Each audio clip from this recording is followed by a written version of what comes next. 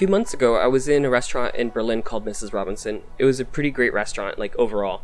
But one thing that particularly caught my attention there was for the meal they brought a little snack over. It was a giant like seaweed crispy puff. I played around and tried to figure out how to make it myself, and I ended up doing some embarrassing things. Finally, I saw a recipe for prawn crackers, or shrimp chips as they're known in the US, and how they were made.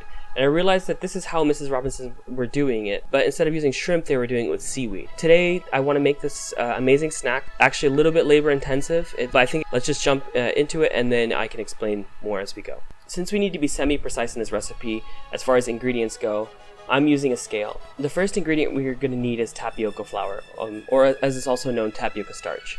This will give the base structure to the final chips. And so we need about 200 grams. We can then tear the scale so that it's set back to 0 and add about 8 grams of salt.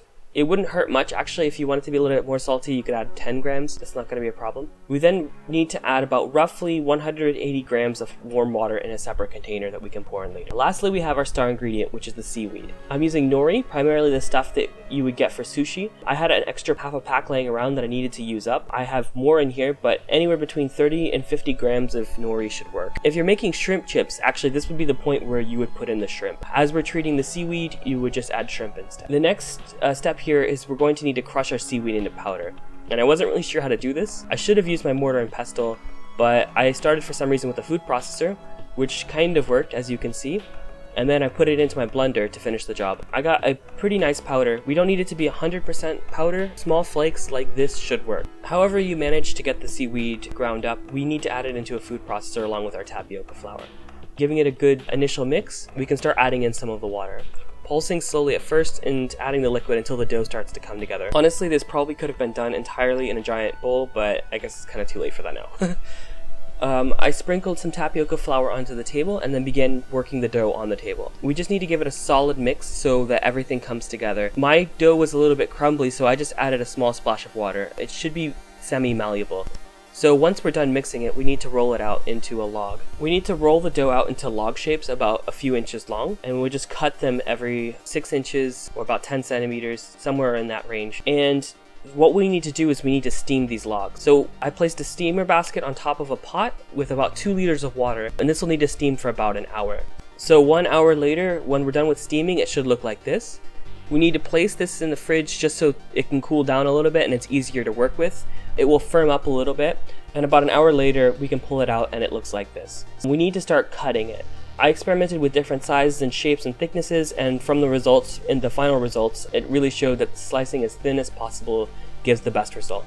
If you can somehow make them long, so slicing along the side, this will make them very nice. After slicing, however you do it, we need to dry the chips out.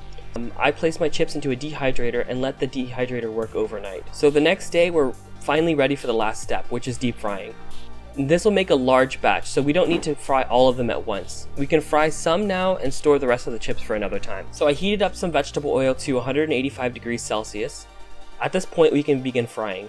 Carefully just put the chips into the oil, and initially they'll sink to the bottom of the oil. After a few seconds they'll start puffing up, and then they'll become buoyant, and then they'll float on the surface. And we want to let them sit there for about 15 seconds, give them a flip, and then let them go for another 15 seconds or so. Once they're done, pull them out of the oil, and I had a plate with a paper towel to absorb extra oil on it. The last optional step is I wanted to toss a little cayenne powder onto my chips, and that's it.